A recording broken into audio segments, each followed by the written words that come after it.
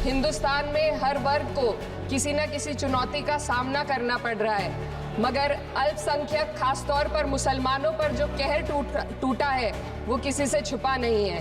उत्तर प्रदेश में यति नरसिंहन ने बेहद घटिया बयान दिया, लेकिन सरकार इन बयानों पर कोई कार्रवाई नहीं कर रही। संविधान का अनुच्छेद 15 कहता है कि किसी भी नागरिक के साथ धर्म, जाति या किसी और वजह से भेदभाव नहीं होना चाहिए, लेकिन हकीकत इसके उलट है। बांग्लादेश हो या हिंदुस्तान हो या कोई और देश, अल्पसंख्यकों की सुरक्षा, इज्जत और अधिकारों की हिफाजत हर सरकार की सबसे पहली जिम्मेदारी होनी चाहिए। धन्यवाद सभापति महोदय, आपने मुझे इस विशेष चर्चा पर बोलने का मौका दिया। भारत के संविधान के 75वें वर्ष की चर्चा के मौके पर मैं सबसे पहले संविधान बनाने वालों की दूरदृष्टि को सलाम करती हूँ। एक युवा सांसद के तौर पर मैं अपनी उम्मीदों को संविधान के साथ जोड़कर खास तौर पर ये बताना चाहती हूँ कि आज हमारे देश में पिछड़े, दलित, अल्पसंख्यक समुदाय को किस तरह अपने संवैधानिक अधिकारों और आज़ादियों की हिफाजत के लिए हर रोज़ मुश्किलों का सामना करना पड़ रहा है। Doctor B.R. अम्बेडकर के कथन से अपनी बात रखना चाहती हूँ। उन्होंने कहा था, मुझे अपने भारतवर्ष पर फक्र है कि जिसके पास ऐसा संविधान है जो लोकतंत्र, समाजवाद और सेक्युलरिज्म को संजोता है। लेकिन आज ऐसा लगता है जैसे संविधान की किताब तो है, पर इसे चलाने वालों का ईमान गुम हो गया है। आज हिंदुस्तान में हर वर्ग को किसी न किसी चुनौती का सामना करना पड़ रहा है, मगर अल्पसंख्यक खासतौर पर मुसलमानों पर जो कहर टूटा है वो किसी से छुपा नहीं है। ये लोग सिर्फ अपने मजहबी पहचान की वजह से निशाने पर हैं। संविधान का अनुच्छेद 15 कहता है कि किसी भी नागरिक के साथ धर्म, जाति या किसी और वजह से भेदभाव नहीं होना चाहिए, लेकिन हकीकत इसके उलट है। हालात इस कदर बिगड़ चुके हैं कि hate speech, mob lynching, bulldozer द्वारा घरों को गिराने की घटनाएं आम हो गई हैं, खास तौर पर उत्तर प्रदेश में, जहां ऐसा लगता है जैसे कानून के नाम पर जंगल राज चल रहा हो। संभल में जो हुआ वो सबके सामने है। पुलिस के संरक्षण में निर्दोष लोगों की हत्या की गई और सरकार ने चुप्पी साध ली। अल्पसंख्यकों पर हिंसा बढ़ती जा रही है, मगर सत्ता में बैठे लोग या तो आंखें मूंदे हुए हैं या फिर इन घटनाओं को बढ़ावा दे रहे हैं। हद तो तब हो जाती है जब न्यायपालिका की बात भी अनसुनी कर दी जाती है। सुप्रीम कोर्ट ने मॉब लिंचिंग पर 11 सूत्रीय निर्देश जारी किए थे। इसमें साफ कहा गया था कि राज्य सरकारें और पुलिस इस तरह की घटनाओं को रोकने और दोषियों पर सख्त कार्रवाई करने के लिए जिम्मेदार हैं, लेकिन आज भी इन निर्देशों पर अमल नहीं हो रहा है। हाल ये है कि मॉब लिंचिंग को रोकने की बजाय सत्ता में बैठे लोग आग में घी डालने का काम कर रहे हैं। उनकी जुबान से ऐसी बातें निकलती हैं जो नफरत को और बढ़ावा देती है।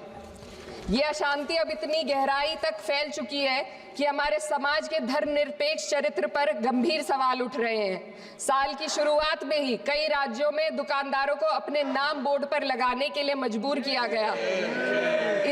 इसे सेहत और सुरक्षा के कानूनों का हिस्सा बताया गया, मगर असल मंशा कुछ और थी। ये कदम खास तौर पर मुसलमान दुकानदारों को निशाना बनाकर उठाया गया ताकि उनकी रोजी रोटी पर चोट की जाए। पिछले हफ्ते मुरादाबाद में एक मुस्लिम डॉक्टर को हिंदू बहुल्य मोहल्ले में घर खरीदने पर विरोध झेलना पड़ा। वजह बताई गई कि इससे मोहल्ले की सामाजिक शांति बिगड़ जाएगी। अब आप ही बताइए, क्या ये वजह सही है, जायज है? असल में ये छोटी बड़ी घटना इस बात का सबूत है कि सांप्रदायिकता को बढ़ावा देने वाले बयान और नीतियां हमारे समाज को अंदर से खोखला कर रही है। उत्तर प्रदेश में यति नरसिंहन ने बेहद घटिया बयान दिया, लेकिन सरकार इन बयानों पर कोई कार्रवाई नहीं कर रही। हेट स्पीच न केवल जनमानस के विचारों को प्रदूषित करती है, बल्कि इससे अब संवैधानिक पदों पर बैठे लोगों को भी प्रभावित कर दिया है। अभी हाल ही में माननीय उच्च न्यायालय इलाहाबाद के माननीय न्यायाधीश ने ऐसे बयान दिए जिसका संज्ञान खुद सुप्रीम कोर्ट को लेना पड़ा। संविधान के अनुच्छेद 29 और 30 ने अल्पसंख्यकों को उनके मजहबी और सांस्कृतिक हक दिए हैं ताकि वो अपनी पहचान को बचा सके और अपने संस्थान चला सके, लेकिन आज उन्हीं हकों पर हर तरफ से चोट की जा रही है। वक्फ जैसे बिल लाकर उनके धार्मिक अधिकारों को छीनने की कोशिश की जा रही है। आज अल्पसंख्यक समुदाय को संविधान द्वारा दिए गए अपने बुनियादी अधिकार पाने के लिए लंबी लड़ाई लड़नी पड़ रही है। ऐसे कई मामले अदालत ने न्याय देकर संविधान की रक्षा की है, लेकिन अदालती प्रक्रिया में जो समय लगता है उसकी वजह से देश के सामाजिक ताने बाने को भारी नुकसान उठाना पड़ता है। मिसाल के तौर पर इलाहाबाद हाई कोर्ट ने 2004 के मदरसा एक्ट को रद्द कर दिया था, जिससे मदरसों के संचालन पर सवाल उठे।